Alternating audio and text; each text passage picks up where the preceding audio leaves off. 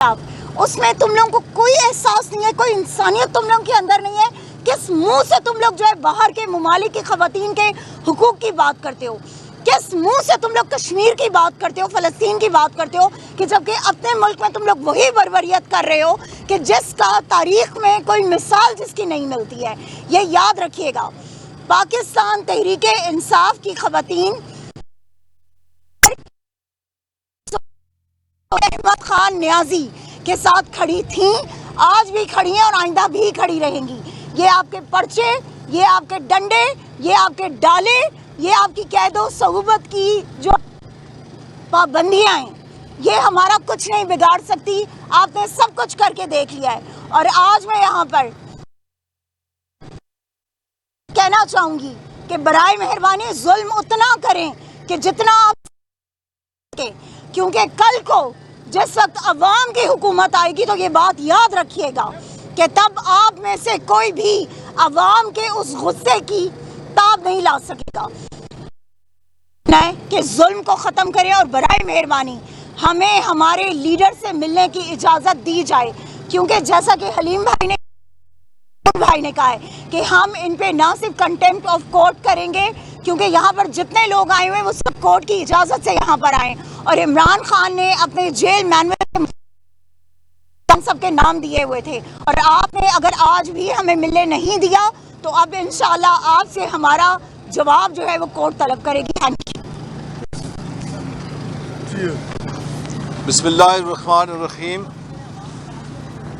میں جس طرح آپ کو معلوم ہے کہ خیبر پختونخوا حکومت کا وزیر ہوں, سب کی ہدایات کے مطابق یہاں پہنچا تھا, کیونکہ اکاؤنٹیبلٹی کے بارے میں اس کے تحت ان کی رہی, اور جو کام کر رہے تھے ہم نے خان صاحب سے ایڈوائزز لینی ہوتی ہیں. ہماری پارٹی کی حکومت ہے اور خان صاحب پارٹی کے چیئرمین ہیں, بانی چیئرمین, ان کا حق پہنچتا ہے قانون کہ وہ اس پارٹی کے جو گورنمنٹ کی جتنی پالیسیز ہیں ان پہ وہ نظر رکھے. اور نظر رکھنے کا طریقہ یہی ہے, ان لوگوں کی بھلائی یا ان کی جو گورننس ہے یا ویلفیئر ہے وہ یہ ہے کہ بانی سے اس کی ہدایات لی جائیں. یہ میرا 5واں چکر ہے, دس از 5th time I am here, اور ہر دفعہ اس دفعہ میں کورٹ کا آرڈر لے کے آیا ہوں.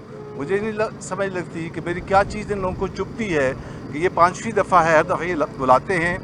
میرا فوکل پرسن بھی نام دیتا ہے, خان صاحب بھی نام دیتے ہیں, لیکن خان صاحب کی وہ ہدایات جن پہ ہم عمل کر رہے ہیں وہ ان تک نہیں پہنچنے دی جا رہی, اور وہ جو ہدایت مجھے دینا چاہتے ہیں گورننس کے لیے صوبے کے اندر لوگوں کی بہتری کے لیے, وہ جو ہمارے پاس نہیں آ رہی. یہ بہت زیادتی ہے, یہ بہت ظلم ہے. رول آف لا, قانون, اس کو آپ کس حد تک ابیوز کریں گے؟ اس کی ابیوز ایک حد تک جب جائے گی تو یہ اسٹیٹ جو ہے نا یہ خود ایک سوالیہ نشان بن جائے گی آپ کے لیے. اس لیے اسٹیٹ اور نیشن دونوں کو فیل نہ کریں, رول آف لا کو ریسپیکٹ کریں. یہ جو یہاں پہ لوگ آئے ہیں ان کو ہر دفعہ آپ ذلیل کرتے ہیں, لیکن یاد رہے کسی کو ذلیل کرنے سے وہ ذلیل نہیں ہوتا, بلکہ یہ دوسرے کا مائنڈ سیٹ بتاتا ہے کہ وہ کس مینٹیلٹی کا ہے اور وہ کس طرح سے بیہیو کرتا ہے.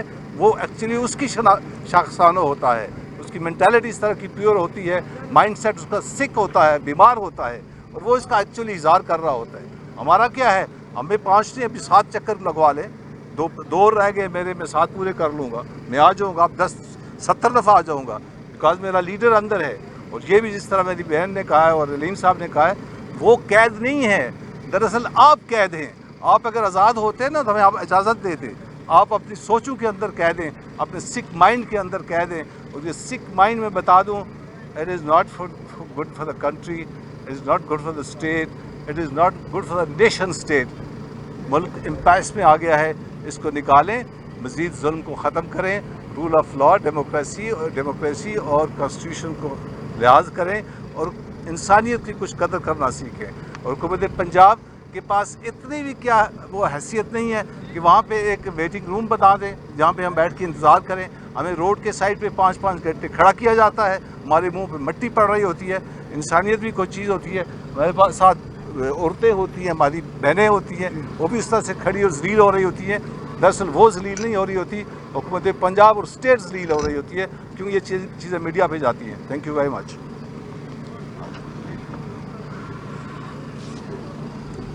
بسم اللہ الرحمن الرحیم ایاک نعبد و ایاک نستعین۔ پرسوں قومی اسمبلی کے جعلی اسپیکر کو بہت زیادہ غصہ آیا جب ایک جج صاحب نے کہا کہ پاکستان کے تقریباً تمام ادارے بشمول پارلیمنٹ کولیپس کر چکا ہے۔ تو آج اس کی زندہ مثال یہ ہے کہ ہمارے پاس جو ہے اسی پارلیمنٹ کا ایک میں نیتا پروونشل اسمبلی خیبر پختونخوا سے میں تھا اور ہمارے باقی دوست تھے، ان کو اندر جانے نہیں دیا جا رہا تھا باوجود اس کے کہ ہمارے پاس کورٹ کے آرڈرز ہیں۔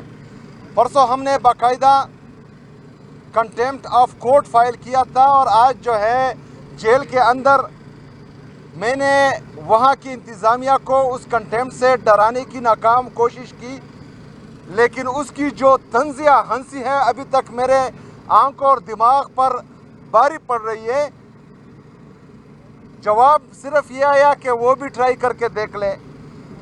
مطلب جیل کی انتظامیہ اب ہمارے عدلیہ سے بھی نہیں ڈر رہی۔